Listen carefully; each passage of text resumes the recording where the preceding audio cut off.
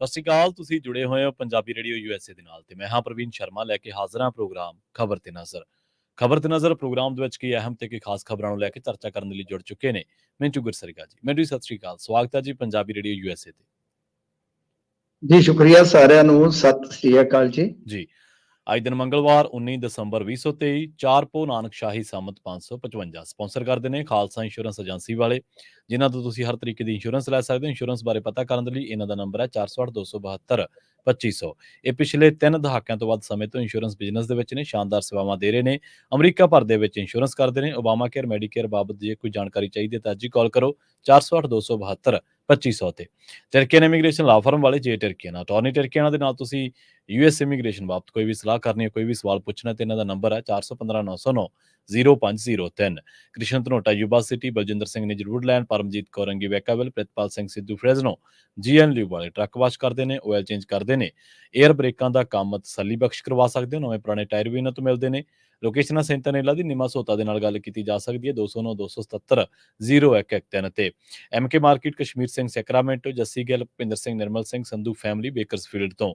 ਇਹਨਾਂ ਸਾਰੇ ਹੀ ਸਪਾਂਸਰਸ ਦਾ ਬਹੁਤ-ਬਹੁਤ ਧੰਨਵਾਦ। ਤੇ ਜੇਕਰ ਤੁਸੀਂ ਵੀ ਪੰਜਾਬੀ ਰੇਡੀਓ USA ਦੇ ਇਹਨਾਂ ਪ੍ਰੋਗਰਾਮਾਂ ਨੂੰ ਸਪਾਂਸਰ ਕਰਨਾ ਚਾਹੁੰਦੇ ਹੋ ਤਾਂ ਸਟੂਡੀਓ ਦਾ ਨੰਬਰ ਹੈ 408272-5200। ਪ੍ਰੋਗਰਾਮ ਖਬਰ ਤੇ ਨਜ਼ਰ ਨੂੰ ਤੁਸੀਂ ਇਸ ਵੇਲੇ ਸੁਣ ਰਹੇ ਹੋ AM FM ਸਟੇਸ਼ਨਸ ਦੇ ਨਾਲ ਰੇਡੀਓ ਸੈੱਟ ਤੇ, ਨੈਟ ਤੇ, mobile app, social media platforms, Facebook, YouTube ਤੇ ਸੁਣ ਰਹੇ ਹੋ, ਦੇਖ ਰਹੇ ਹੋ। ਸਾਰਿਆਂ ਦਾ ਹੀ ਪ੍ਰੋਗਰਾਮ ਖਬਰ ਤੇ ਨਜ਼ਰ ਦੇ ਵਿੱਚ ਸਵਾਗਤ ਹੈ। ਸ਼ੁਰੂਆਤ ਕਰਦੇ ਹਾਂ ਇੰਡੀਆ ਤੋਂ। ਇੰਡੀਆ ਨੇ ਕਹਿੰਦੇ ਮਿੰਟੂ ਜੀ ਮੋਦੀ ਦੇ ਬਰੋਬਰ ਦਾ ਚਿਹਰਾ ਲਿਆਂਦਾ ਕੋਈ?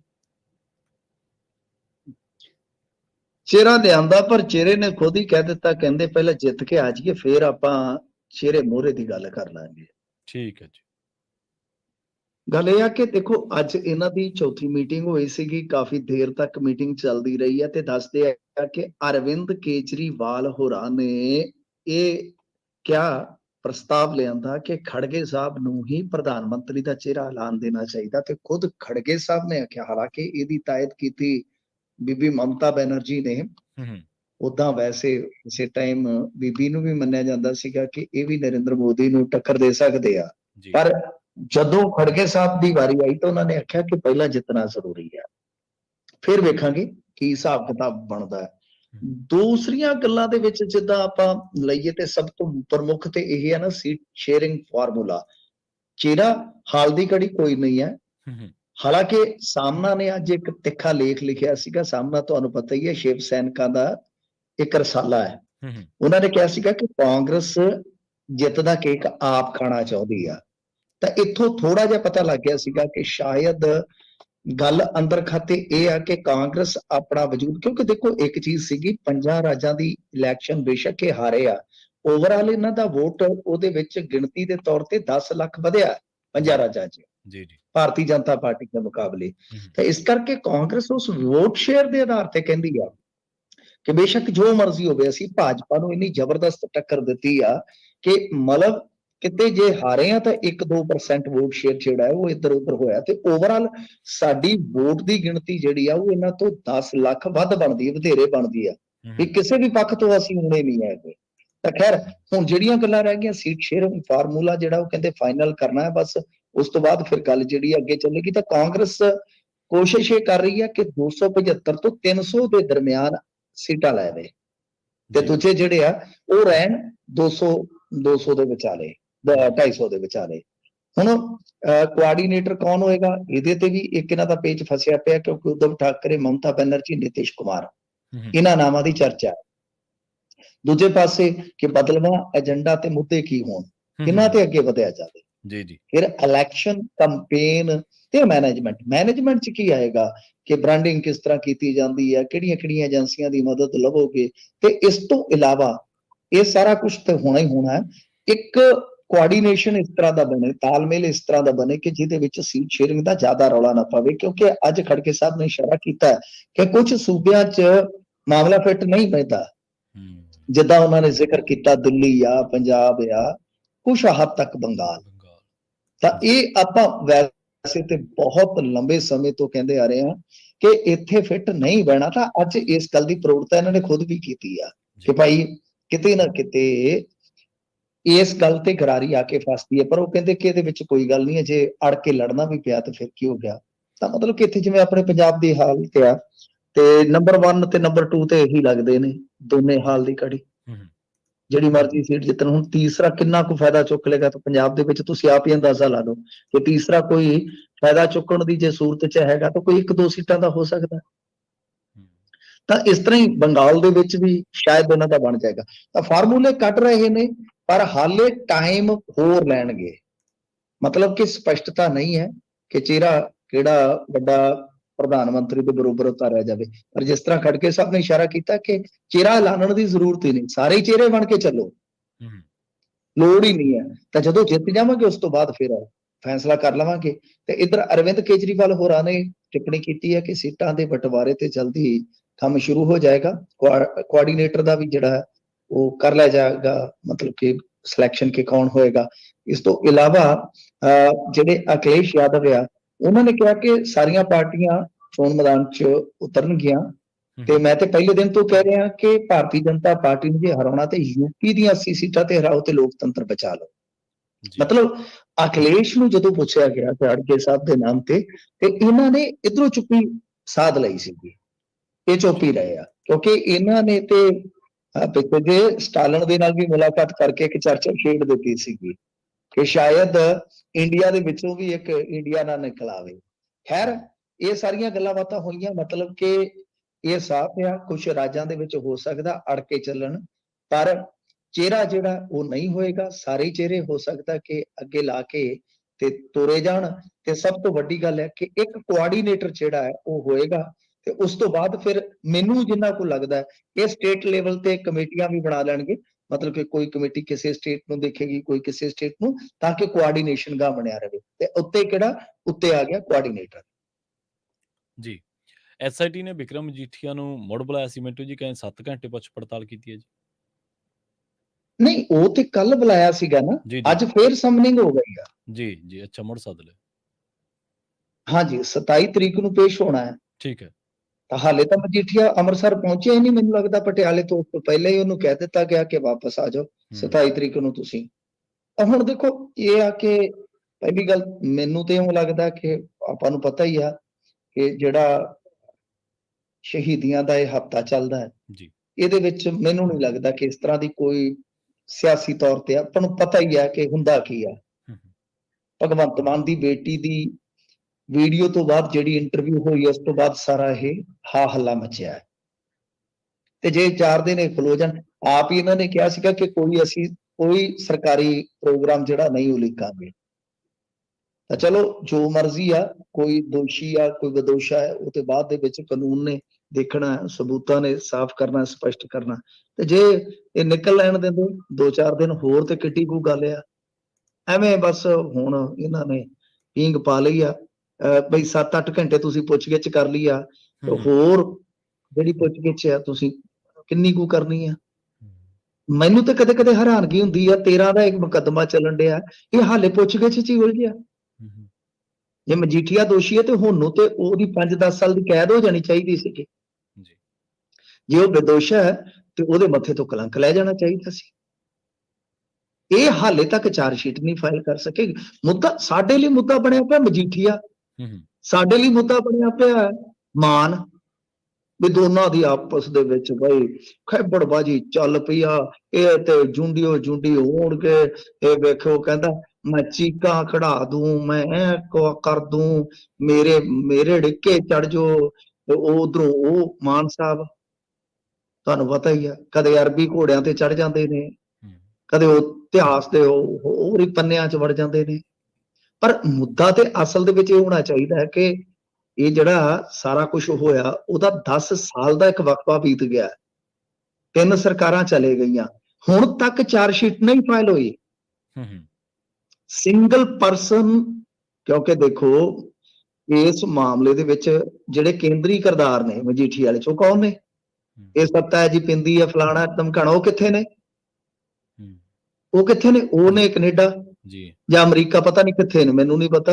ਇਹ ਕੈਨੇਡਾ ਦੇ ਦੱਸੀ ਦੇ। ਹੁਣ ਇਸ ਟਾਈਮ ਅਗਲਾ ਕਿੱਥੇ ਰਹਿ ਰਿਹਾ, ਮੈਂ ਕਿਹੜਾ ਪਾਸਪੋਰਟ ਚੈੱਕ ਕਰਦਾ ਫਿਰਦਾ ਬਾਈ। ਪਰ ਗੱਲ ਇਹ ਆ ਕਿ ਕੋਈ ਸਿੰਗਲ ਪਰਸਨ ਦੱਸ ਦਿਓ ਕਿ ਅਜੇ ਤੱਕ ਲਿਆਂਦਾ ਹੋਵੇ ਇਹਨਾਂ ਨੇ। ਲਿਆਉਣਾ ਛੱਡੋ, ਹਜੇ ਤੱਕ ਕੋਈ ਪਾਈਪਲਾਈਨ 'ਚ ਕਾਰਵਾਈ ਪਾਈ ਹੋਵੇ। ਕੱਖ ਨਹੀਂ ਹੈ।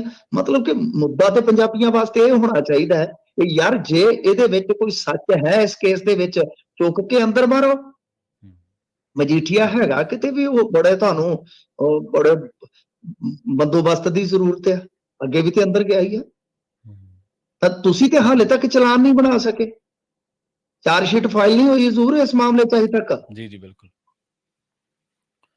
ਮਾਮਲਾ ਕਦੋਂ ਦਾ ਚੱਲਦਾ? 13 'ਚ ਨਾਂ ਲਿਆ ਸੀਗਾ ਭੋਲੇ ਨੇ, ਤੇ ਹਿਸਾਬ ਲਾ ਲਓ 13 ਤੇ ਪਲੱਸ 10 23 ਲੰਘ ਗਿਆ, 24 ਚੜ ਗਿਆ, ਹਾਲੇ ਤੱਕ ਚਾਰਜ ਸ਼ੀਟ ਨਹੀਂ ਫਾਈਲ ਹੋਈ।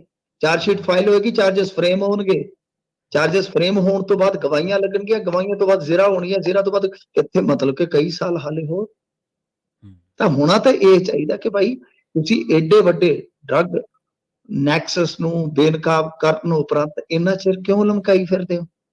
ਸਿਰਫ ਤੇ ਸਿਰਫ ਇਹੀ ਹੈ ਕਿ ਉਹੀ ਸਿਆਸੀ ਬਸ ਉਹੀ ਰੇੜਕਾ ਹੈ ਕਿ ਬਸ ਇੱਕ ਕੇਸ ਰੱਖ ਛੱਡੋ, ਜਿਹੜਾ ਵੀ ਤੁਹਾਡਾ ਆਪੋਜੀਟ ਹੈਗਾ ਜਦੋਂ ਜੀ ਕਰੋ ਤੇ ਉਹਦੇ ਗੱਲ ਦੇ ਵਿੱਚ ਸਾਫਾ ਪਾ ਲਓ। ਖੈਰ ਗੱਲ ਇਹ ਆ ਕਿ ਪੁੱਛ-ਗਿੱਛ ਵਾਸਤੇ ਬੁਲਾਇਆ, ਆਉਣਾ ਪਵੇਗਾ ਵਿਕਰਮ ਸਿੰਘ ਮਜੀਠੀਆ ਨੂੰ, ਆਉਣਾ ਹੀ ਪਏਗਾ। ਪਰ ਇਸ ਮਾਮਲੇ ਦਾ ਤਣ ਪੱਤਨ ਲੱਗਣਾ ਬੜਾ ਜ਼ਰੂਰੀ ਹੈ ਕਿ ਦੋਸ਼ੀ ਜਿਹੜਾ ਉਹਨੂੰ ਫਿਰ ਜਾਂ ਤੇ ਸਜ਼ਾ ਦਿਓ, ਜੇ ਬੰਦੇ ਦੇ ਖਿਲਾਫ ਸਬੂਤ ਨਹੀਂ ਬਣਦਾ ਤੇ ਜਾਨ ਛੱਡੋ ਉਹਦੀ, ਹੋਰ ਕੀ ਆ। ਜੀ।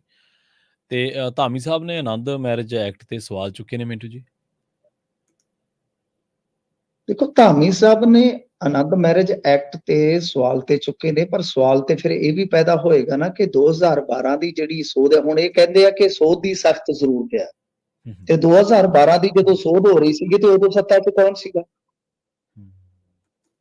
ਤੇ ਜਿਸ ਵੇਲੇ, ਕਿਉਂਕਿ ਦੇਖੋ ਥੋੜਾ ਪਿੱਛੇ ਜਾਣਾ ਪਏਗਾ ਤੁਹਾਨੂੰ, 1909 ਦੇ ਵਿੱਚ ਹੀ ਇਹ ਆ ਗਿਆ ਸੀ ਐਕਟ, ਠੀਕ ਹੈ ਜੀ, ਅੰਗਰੇਜ਼ਾਂ ਨੇ ਦੇ ਦਿੱਤਾ ਸੀਗਾ।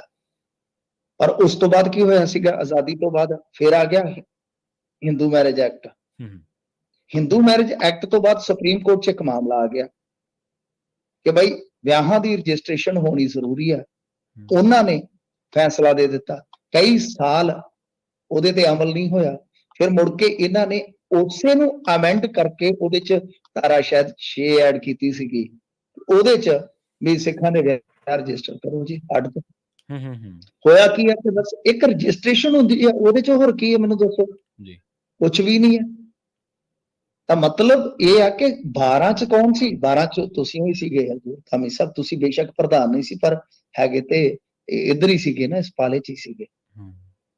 ਉਸ ਟਾਈਮ ਅਕਾਲੀ ਸੀ, ਅਕਾਲੀਆਂ ਨੇ ਸੋਧ ਪ੍ਰਵਾਨ ਕਰ ਲਈ। ਅੱਜ ਖੁਦ ਤੁਸੀਂ ਕਹਿ ਰਹੇ ਹੋ, ਯਾਨੀ ਖੁਦ ਅਕਾਲੀਆਂ ਦੀ ਗਲਤੀ ਮੰਨ ਰਹੇ ਹੋ, ਕਿਉਂਕਿ ਇਹਨਾਂ ਨੇ ਮੁੜ ਕੇ ਲਾਗੂ ਕਰਕੇ ਸ਼ਾਇਦ 16 ਦੇ ਵਿੱਚ ਬਾਦਲ ਸਾਹਿਬ ਨੇ, ਤੇ ਉਦੋਂ ਬੜੇ ਨੰਬਰ ਕੁੱਟੇ ਸਨ, ਜਿਵੇਂ ਅੱਜ ਮਨਜਿੰਦਰ ਸਿੰਘ ਸਿਰਸਾ ਕੁੱਟਦਾ ਫਿਰਦਾ, ਉਹ ਤੇ ਨੰਬਰ ਹੀ ਕੁੱਟਦਾ ਫਿਰਦਾ, ਬਸ ਛਿੱਤਰ ਨਾਲ ਘੁੱਗੀ ਕੁੱਟਦਾ, ਹੋਰ ਤੇ ਉਹਦਾ ਕੋਈ ਕੰਮ ਨਹੀਂ ਹੈਗਾ। ਪਰ ਗੱਲ ਇਹ ਹੈ ਕਿ ਜਿਹੜੇ ਲੋਕਾਂ ਨੇ ਪੜ੍ਹਿਆ, ਜਿਹੜੇ ਲੋਕਾਂ ਨੂੰ ਸਮਝ ਹੈ, ਉਹਨਾਂ ਨੂੰ ਪਤਾ ਹੈ ਕਿ ਆਨੰਦ ਮੈਰਿਜ ਐਕਟ ਦੇ ਵਿੱਚ ਸਿਰਫ ਸਿਵਾਏ ਸਿੱਖਾਂ ਨੂੰ ਕੁਝ ਲਾਉਣ ਦੇ ਕੁਝ ਨਹੀਂ ਹੈਗਾ ਜੀ। ਉਹਦੀ ਇੱਕ ਮੈਂ ਮਿਸਾਲ ਦਿੰਦਾ ਤੁਹਾਨੂੰ ਕਿ ਫਰਜ਼ ਕਰੋ ਲੈਦਗੀ ਹੋਣੀ ਹੈ ਮੀਆਂ ਬੀਵੀ ਦੀ, ਕਾਹਦੇ 'ਚ ਜਾਓਗੇ ਤੁਸੀਂ? ਕਿਉਂਕਿ ਆਨੰਦ ਮੈਰਿਜ ਐਕਟ ਦੇ ਵਿੱਚ ਵਿਆਹ ਹੀ ਰਜਿਸਟਰ ਕਰਨ ਦੀ ਪ੍ਰੋਵੀਜ਼ਨ ਆ ਜੀ ਜੀ। ਅਲੈਦਗੀ ਦਾ ਕੋਈ ਸਿਸਟਮ ਨਹੀਂ ਹੈਗਾ। ਐਕਟ ਕਿਹੜਾ ਫਿਰ ਹੋਏਗਾ? ਹਿੰਦੂ ਮੈਰਿਜ ਐਕਟ, ਜਾਣਾ ਉਹਦੇ 'ਚ ਹੀ ਪਊਗਾ। ਜੇ ਗੋਦ ਲੈਣਾ ਤਦ, ਪ੍ਰਾਪਰਟੀ ਦਾ ਹਿੱਸਾ ਜੋ ਵੀ ਵਿਵਾਦ ਹੁੰਦਾ ਉਹ ਕਿੱਧਰ ਜਾਊਗਾ? ਉਹ ਫਿਰ ਵਾਪਸ ਉੱਥੇ ਹੀ ਜਾਓਗੇ ਤੁਸੀਂ।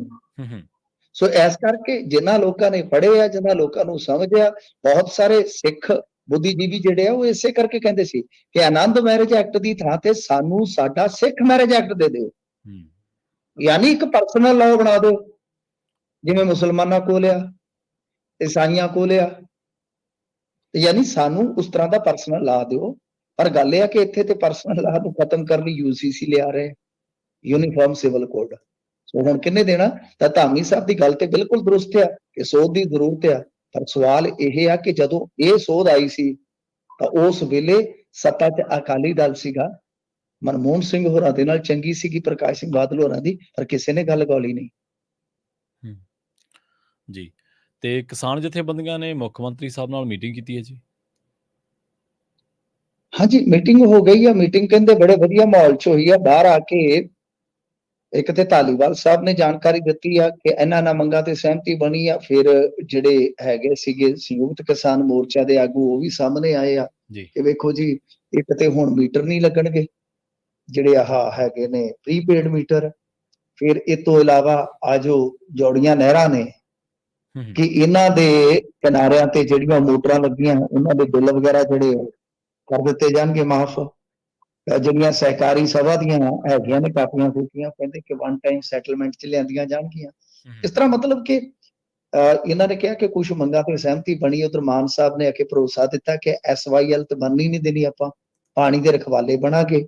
ਜ਼ਮੀਨ ਬਟਵਾਰੇ ਦੇ ਲਈ ਕੈਂਪ ਲੱਗਣਗੇ ਤਕਸੀਮਾਂ ਵਾਸਤੇ, ਯਾਨੀ ਕਹਿਣ ਦਾ ਮਤਲਬ ਇਹ ਆ ਕਿ ਇਸ ਤਰ੍ਹਾਂ ਕੁਝ ਸਹਿਮਤੀਆਂ ਜਿਹੜੀਆਂ ਬਣੀਆਂ ਨੇ। ਤੇ ਵੈਸੇ ਚੰਗੀ ਗੱਲ ਹੈ ਜੀ, ਸਹਿਮਤੀ ਬਣ ਜਾਵੇ ਤੇ ਬਹੁਤ ਵਧੀਆ ਗੱਲ ਆ। ਦੇਖੋ, ਕੱਲ ਇਹਨਾਂ ਨੇ ਮੁਲਾਜ਼ਮਾਂ ਦੇ ਨਾਲ ਸਹਿਮਤੀ ਬਣਾਈ ਆ, ਜਿਹੜੇ ਮਿਨਿਸਟਰੀਅਲ ਹੁੰਦੇ ਨੇ ਕਰਮਚਾਰੀ, ਜਿਹੜੇ DC ਦਫ਼ਤਰਾਂ ਵਗੈਰਾ 'ਚ। ਤੇ ਕੱਲ ਇਹਨਾਂ ਨੇ ਉਹਨਾਂ ਨਾਲ ਬਣਾ ਲਈ ਆ, ਤੇ ਹੁਣ ਜੇ ਕਿਸਾਨਾਂ ਦੇ ਨਾਲ ਵੀ ਸਹਿਮਤੀ ਬਣਾ ਲਈ ਆ ਤਾਂ ਵਧੀਆ ਗੱਲ ਆ। ਕਿਉਂਕਿ ਦੇਖੋ, ਆ ਕਿਸਾਨਾਂ ਵਾਲਾ ਮਸਲਾ ਜਿਹੜਾ ਇਹਨਾਂ ਦੀਆਂ ਮੇਨ ਹੁਣ ਤੇ ਵੱਡੀਆਂ ਮੰਗਾਂ ਜਿਹੜੀਆਂ ਕੇਂਦਰ ਦੇ ਨਾਲ ਹੀ ਆ। ਜਿਵੇਂ MSP, ਇਹਨਾਂ ਨੇ ਕਿਹਾ ਕਿ MSP ਤੇ ਤੁਹਾਨੂੰ ਸਹਿਯੋਗ ਦੇਵਾਂਗੇ। ਠੀਕ ਹੈ ਉਹ ਗੱਲਾਂ, ਕਿ ਇੱਥੇ ਨਿੱਤ ਦਿਨ ਧਰਨਾ ਮੁਜ਼ਾਹਰਾ ਫਲਾਂ ਉਹਦੇ ਨਾਲ ਨਾ ਸਿਰਫ ਸਾਡੇ ਇੱਥੋਂ ਦੇ ਸਿਸਟਮ ਦੀ ਖੱਜਲ ਖੁਆਰੀ ਜਿਹੜੀ ਹੈ ਜ਼ਿਆਦਾ ਵੱਧਦੀ ਹੈ, ਜਿਹਦੇ ਵਿੱਚ ਲੋਕ ਪ੍ਰਭਾਵਿਤ ਹੁੰਦੇ ਆ, ਬਲਕਿ ਜੋ ਕੋਈ ਇਨਵੈਸਟਰ ਕੋ ਭੁੱਲਿਆ ਚੁੱਕਾ ਇੱਧਰ ਨੂੰ ਪੰਜਾਬ ਨੂੰ ਆਉਂਦਾ ਥੈਲਾ ਫੜ ਕੇ ਕਿ ਚਲੋ ਉੱਥੇ ਕੋਈ 4 ਪੈਸੇ ਲਾ ਲਈਏ, ਉਹ ਵੀ ਡਰ ਕੇ ਪਿਛਾੜ ਜਾਂਦਾ। ਮਾਹੌਲ ਤੇ ਸਾਜ਼ਗਾਰ ਬਣਾਉਣਾ ਪਊਗਾ ਤੁਹਾਨੂੰ। ਤੁਹਾਨੂੰ ਮੈਂ ਇੱਕ ਗੱਲ ਦੱਸਾਂ, ਹਜ਼ੂਰ UP ਸਰਕਾਰ ਦੇ ਵਿੱਚ ਪਤਾ ਕੀ ਹੋਇਆ? ਇਹ ਤੁਸੀਂ ਆਉਣ ਵਾਲੇ ਦਿਨਾਂ 'ਚ ਰਿਪੋਰਟਾਂ ਪੜ੍ਹੋਗੇ। UP ਸੈਕੰਡ ਵੱਡਾ ਯਾਨੀ ਕੰਟਰੀਬਿਊਟਰ ਬਣ ਗਿਆ ਭਾਰਤ ਦੀ GDP ਦਾ। ਜੀ। ਮਹਾਰਾਸ਼ਟਰ ਤੋਂ ਬਾਅਦ ਮਹਾਰਾਸ਼ਟਰ ਦੀ ਇਕਨੋਮੀ ਦੇਖ ਲਓ ਕਿੰਨੀ ਵੱਡੀ ਹੈ। ਤਾਂ ਹੁਣ ਉਹਨਾਂ ਨੇ ਗੋਲ ਸੈੱਟ ਕਰ ਲਿਆ, ਨਾਲ ਦੀ ਨਾਲ ਕਹਿੰਦੇ 27-28 ਤੱਕ UP ਨੂੰ 1 ਟ੍ਰਿਲੀਅਨ ਦੀ ਇਕਨੋਮੀ ਬਣਾਉਣੀ ਹੈ। 37 ਉਦਯੋਗਿਕ ਸ਼ਹਿਰ ਵਸਾਉਣੇ ਆ, ਜਿਹੜੇ ਆ ਬਣ ਰਹੇ ਹਾਈਵੇ। ਅਸੀਂ ਤਾਂ ਹਾਈਵੇ ਨਹੀਂ ਬਣ ਦੇ ਰਹੇ। ਉਹ ਕਹਿੰਦੇ ਇਹਨਾਂ ਦੇ ਕਿਨਾਰਿਆਂ ਤੇ 37 ਸ਼ਹਿਰ ਵਸਾਵਾਂਗੇ, 40,000 ਕਰੋੜ ਦੀ ਇਨਵੈਸਟਮੈਂਟ ਕਰਾਂਗੇ। ਸਾਡੇ ਕੋਲ ਗੋਲ ਕੀ ਹੈ? ਵੀ ਅਸੀਂ 300 ਯੂਨਿਟ ਦਿੱਤੀ ਆ, ਆਉਣ ਵਾਲੇ ਉਹ ਕਹਿਣਗੇ ਕਿ ਅਸੀਂ 500 ਯੂਨਿਟ ਫ੍ਰੀ ਦੇ ਦਾਂਗੇ। ਲਾਈਕ ਇਧਰੋਂ ਬਿੱਲ ਦੇ ਉਧਰ ਮੈਂ ਤੁਹਾਨੂੰ ਦੱਸਿਆ ਸੀ ਨਾ ਆંકੜਾ ਕੱਢ ਕੇ ਕਿ 17,165 ਕਰੋੜ ਦੀ ਬਿਜਲੀ ਖਰੀਦੀ ਹੈ ਇੱਕ ਸਾਲ 'ਚ। ਸੋ ਗੱਲ ਇਹ ਆ ਕਿ ਇਹ ਸਾਨੂੰ ਇੱਧਰਲੇ ਪਾਸੇ ਧਿਆਨ ਦੇਣ ਦੀ ਜ਼ਰੂਰਤ ਹੈ। ਕਿਸਾਨ ਆਗੂਆਂ ਨੂੰ ਵੀ ਇਹ ਗੱਲ ਸਮਝਣੀ ਚਾਹੀਦੀ ਆ।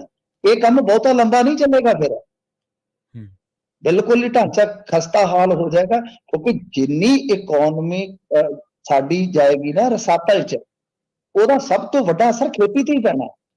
ਕਿਉਂਕਿ ਅਸੀਂ ਖੇਤੀ ਨੂੰ ਬਹੁਤ ਸਹਿਯੋਗ ਕਰਦੇ ਹਾਂ ਨਾ, ਤਾਂ ਖੇਤੀ ਸਾਨੂੰ ਬਹੁਤ ਲਾਭ ਹੀ ਦਿੰਦੀ ਹੈ, ਇਹਦੇ 'ਚ ਕੋਈ ਸ਼ੱਕ ਨਹੀਂ। ਪਰ ਜੇ ਉਹ ਇੱਕ ਸਟੇਟ ਦਾ ਬਿਲਕੁਲ ਬੇੜਾ ਹੀ ਡੁੱਬ ਗਿਆ ਆਰਥਿਕ ਤੌਰ ਤੇ, ਤਾਂ ਫਿਰ ਸਬਸਿਡਾਈਜ਼ ਕੌਣ ਕਰੇਗਾ, ਕਿੱਥੋਂ ਕਰੇਗਾ ਇਹਨਾਂ ਚੀਜ਼ਾਂ ਨੂੰ?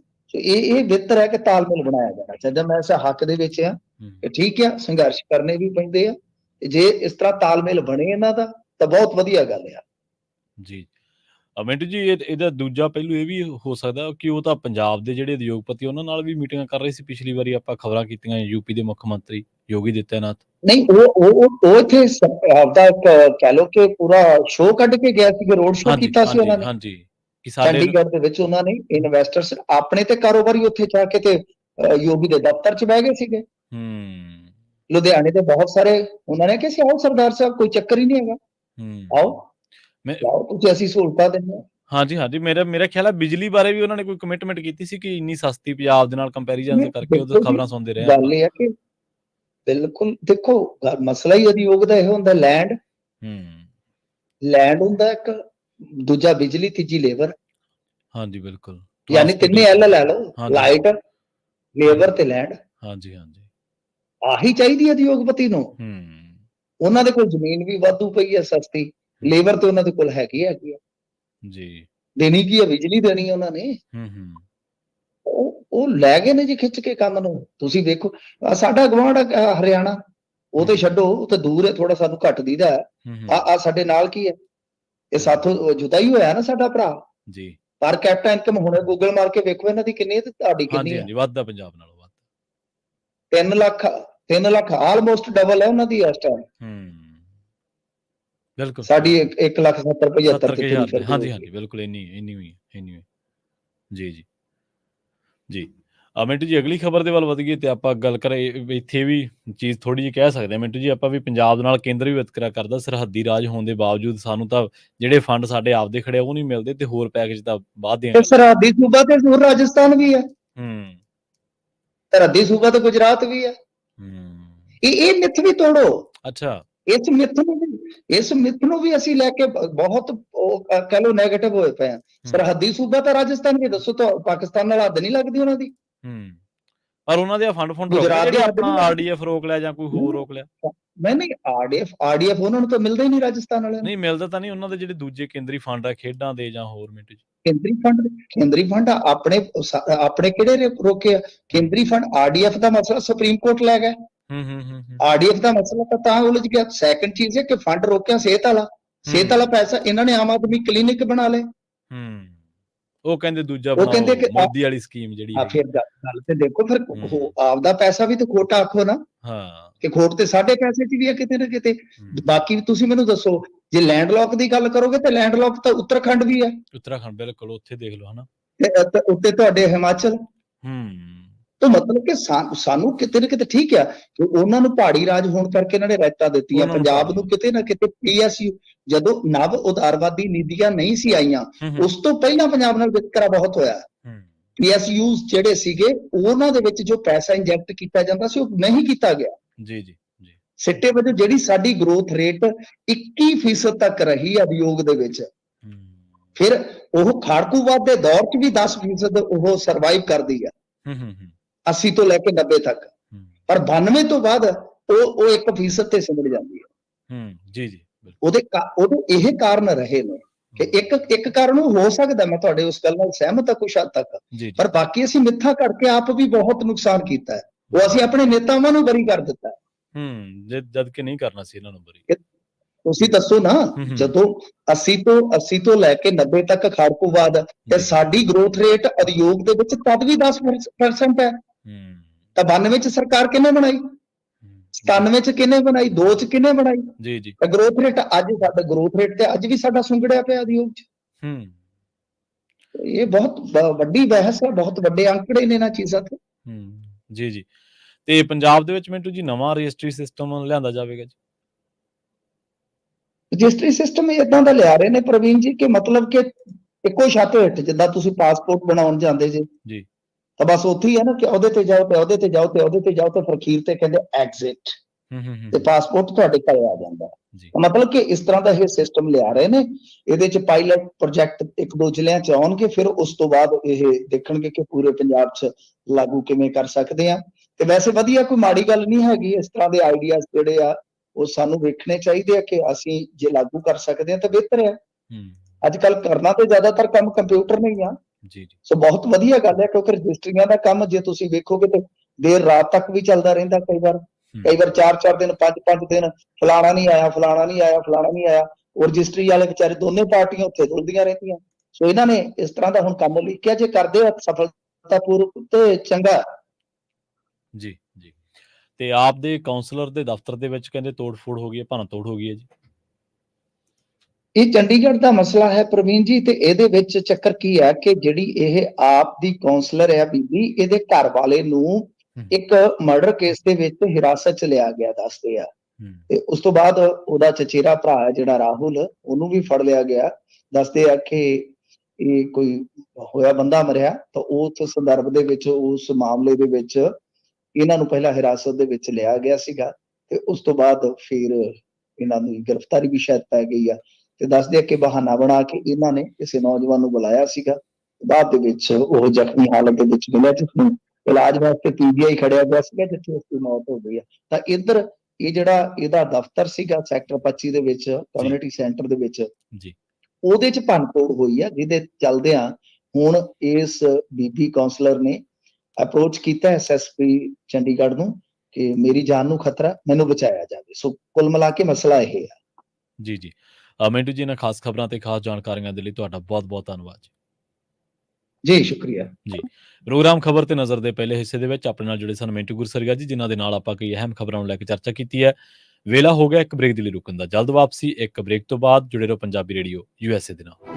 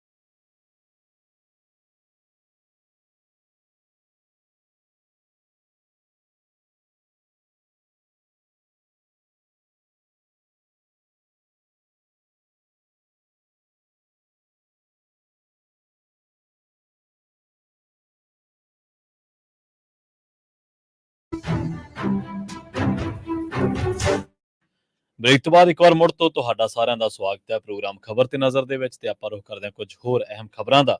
ਆਪਾਂ ਖਬਰਾਂ ਦੇ ਵਿੱਚ ਚਰਚਾ ਕਰ ਰਹੇ ਸੀਗੇ ਕਿ ਕਿਵੇਂ ਯੂਪੀ ਵਾਲਿਆਂ ਨੇ ਆਪਣੇ ਰਾਜ ਨੂੰ ਅੱਗੇ ਲੈ ਕੇ ਗਏ ਆ ਤੇ ਉਹਨਾਂ ਦਾ ਜਿਹੜਾ ਅਗਲੇ ਟੀਚੇ ਨੇ ਉਹ ਟ੍ਰਿਲੀਅਨ ਇਕਨੋਮੀ ਦੇ ਨੇ। ਤੇ ਇਸੇ ਦਰਮਿਆਨ ਆਪਾਂ ਚਰਚਾ ਇਹ ਵੀ ਕੀਤੀ ਸੀ ਕਿ ਪੰਜਾਬ ਦੇ ਵਿੱਚ ਕੁਝ ਧਿਰਾਂ ਦੇ ਪ੍ਰੋਟੈਸਟ ਕਰਕੇ, ਸਰਕਾਰ ਦੀਆਂ ਮਾੜੀਆਂ ਨੀਤੀਆਂ ਕਰਕੇ ਜਿਹੜਾ ਉਹ ਪੰਜਾਬ ਦੇ ਵਿੱਚ ਇਨਵੈਸਟਮੈਂਟ ਨਹੀਂ ਆ ਰਹੀ। ਸੋ ਉਸੇ ਗੱਲ ਨੂੰ ਆਪਾਂ ਅੱਗੇ ਤੋਰਦੇ ਹਾਂ। ਹੁਣ ਪੰਜਾਬ ਦੇ ਵਿੱਚ ਆਮ ਆਦਮੀ ਪਾਰਟੀ ਨੇ ਮੁੱਦਾ ਉਭਾਰਿਆ ਕਿ ਕੇਂਦਰ ਦੀ ਜਿਹੜੀ ਸਰਕਾਰ ਆ, ਪੰਜਾਬ ਨੂੰ ਫੰਡ ਦੇਣ ਦੇ ਰਾਹ ਦੇ ਵਿੱਚ ਅੜਿੱਕੇ ਪਾਉਂਦੀ ਹੈ। ਹੁਣ ਦਿਹਾਤੀ ਵਿਕਾਸ ਫੰਡ, ਸਿਹਤ ਤੇ ਕਈ ਹੋਰ ਖੇਤਰਾਂ ਦੇ ਵਿੱਚ ਫੰਡ ਨਾ ਦਿੱਤੇ ਜਾਣ ਦੇ ਸਬੰਧ ਦੇ ਵਿੱਚ ਸੂਬਾ ਸਰਕਾਰ ਨੇ ਤੇ ਕੇਂਦਰ ਦੇ ਵਿਚਾਲੇ ਚਿੱਠੀ ਪੱਤਰ ਵੀ ਹੋਇਆ। ਪੱਛਮੀ ਬੰਗਾਲ ਦੀ ਸਰਕਾਰ ਤੇ ਤ੍ਰਿਣਮੂਲ ਕਾਂਗਰਸ ਵੀ ਪੱਛਮੀ ਬੰਗਾਲ ਦੇ ਕੇਂਦਰ ਵੱਲ ਪਏ ਬਕਾਇਆ ਫੰਡਾਂ ਦਾ ਮਸਲਾ ਲਗਾਤਾਰ ਉਠਾਉਂਦੇ ਨੇ। ਕੁਝ ਦਿਨ ਪਹਿਲਾਂ ਕੇਰਲ ਦੇ ਮੁੱਖ ਮੰਤਰੀ ਨੇ ਕਿਹਾ ਸੀਗਾ ਕਿ ਕੇਂਦਰ ਸਰਕਾਰ ਸੂਬੇ ਨੂੰ ਦਿਵਾਲੀਆ ਕਰਨ ਤੇ ਤੁਲੀ ਹੋਈ ਹੈ। ਹਕੀਕਤ ਇਹ ਹੈ ਕਿ ਵਿੱਤੀ ਤਾਕਤਾਂ ਤੇ ਸਰੋਤਾਂ ਦਾ ਕੇਂਦਰੀਕਰਨ ਕੀਤਾ ਗਿਆ। ਇਹਨਾਂ ਤੇ ਕੇਂਦਰ ਸਰਕਾਰ ਦਾ ਅਧਿਕਾਰ ਬਹੁਤ ਵੱਧ ਗਿਆ। ਉਹ ਆਪਣੀ ਮਰਜ਼ੀ ਦੇ ਨਾਲ ਗੱਲ ਕਰਦੀ ਹੈ, ਆਪਣੀ ਮਰਜ਼ੀ ਦੇ ਨਾਲ ਉਹ ਫੈਸਲੇ ਕਰਦੀ ਹੈ, ਆਪਣੀ ਮਰਜ਼ੀ ਦੇ ਨਾਲ ਉਹ ਰਾਜਾਂ ਨੂੰ ਫੰਡ ਦਿੰਦੀ ਹੈ। ਕਦੇ ਤੁਸੀਂ ਮੱਧ ਪ੍ਰਦੇਸ਼ ਦੇ ਬਾਰੇ ਸੁਣਿਆ ਵਾ ਕਿ ਉੱਥੋਂ ਦੇ ਮੁੱਖ ਮੰਤਰੀ ਨੇ ਕਿਹਾ ਕਿ ਸਾਡੇ ਫੰਡ ਰੋਕੇ ਗਏ ਆ? ਉੱਥੇ ਭਾਜਪਾ ਦੀ ਸਰਕਾਰ ਸੀ। ਕਦੇ ਗੁਜਰਾਤ ਦੇ ਮੁੱਖ ਮੰਤਰੀ ਨੇ ਧਰਨਾ ਦਿੱਤਾ? ਕਦੇ ਯੂਪੀ ਦੇ ਮੁੱਖ ਮੰਤਰੀ ਨੇ ਧਰਨਾ ਦਿੱਤਾ? ਉੱਥੇ ਭਾਜਪਾ ਦੀ ਸਰਕਾਰ ਹੈ। ਹੁਣ ਰਾਜਸਥਾਨ ਦੇ ਵਿੱਚ ਬਣ ਗਈ, ਇੱਥੇ ਦੇਖ ਲਓ ਕਿੰਨੇ ਕੁ ਧਰਨੇ ਦਿੰਦੇ ਆ। ਹਿਮਾਚਲ ਪ੍ਰਦੇਸ਼ ਦੇ ਵਿੱਚ ਜਦੋਂ ਭਾਜਪਾ ਦੀ ਸਰਕਾਰ ਸੀ, ਕਦੇ ਉਹਨਾਂ ਨੇ ਧਰਨਾ ਦਿੱਤਾ? ਕਦੇ ਖੱਟਰ ਸੁਣਿਆ ਕਿ ਉਹ ਕੇਂਦਰੀ ਫੰਡਾਂ ਦਾ ਰੌਲਾ ਪਾਉਂਦਾ ਹੋਵੇ ਹਰਿਆਣੇ ਦੇ ਵਿੱਚ? ਸੋ ਇਹ ਸਾਰੀਆਂ ਚੀਜ਼ਾਂ ਸਾਨੂੰ ਸਮਝਣ ਦੀ ਲੋੜ ਆ ਕਿ ਅਸੀਂ ਪੰਜਾਬ ਦੇ ਵਾਸੀ ਹਾਂ ਔਰ ਸਾਡੇ ਨਾਲ ਸ਼ੁਰੂ ਤੋਂ ਹੀ ਸਿਆਸਤ ਹੋ ਰਹੀ ਆ। ਇਹ ਸਾਨੂੰ ਗੱਲ ਕਹਿਣ ਦੇ ਵਿੱਚ ਹਰਜ਼ ਨਹੀਂ ਹੋਣਾ ਚਾਹੀਦਾ।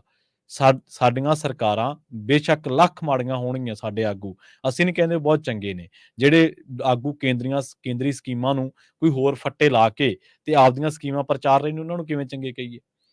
ਪਰ ਇੱਥੇ ਸਾਨੂੰ ਇਹ ਕਹਿਣਾ ਪਊਗਾ ਕਿ ਕੇਂਦਰ ਦਾ ਜਿਹੜਾ ਮਤਰੇਈ ਮਾਂ ਵਾਲਾ ਸਲੂਕ ਆ, ਉਹ ਨਾ ਤਾਂ ਮੁੱਕਿਆ ਤੇ ਨਾ ਹੀ ਮੁੱਕਣਾ। ਸਾਨੂੰ ਕੇਂਦਰ ਨੂੰ ਵੀ ਜਵਾਬਦੇਹ ਕਰਨਾ ਪਊਗਾ। ਸਾਡੇ ਆਗੂ ਤਾਂ ਜਵਾਬਦੇਹ ਹੈਗੇ ਨਹੀਂ। ਅਸੀਂ ਤਾਂ ਸੰਘਰਸ਼ੀਲ ਧਿਰਾਂ ਨੂੰ ਮਾੜੀਆਂ ਕਹਿ ਰਹੇ ਹਾਂ। ਉਹ ਮਾੜੀਆਂ ਹੋ ਸਕਦੀਆਂ, ਠੀਕ ਆ।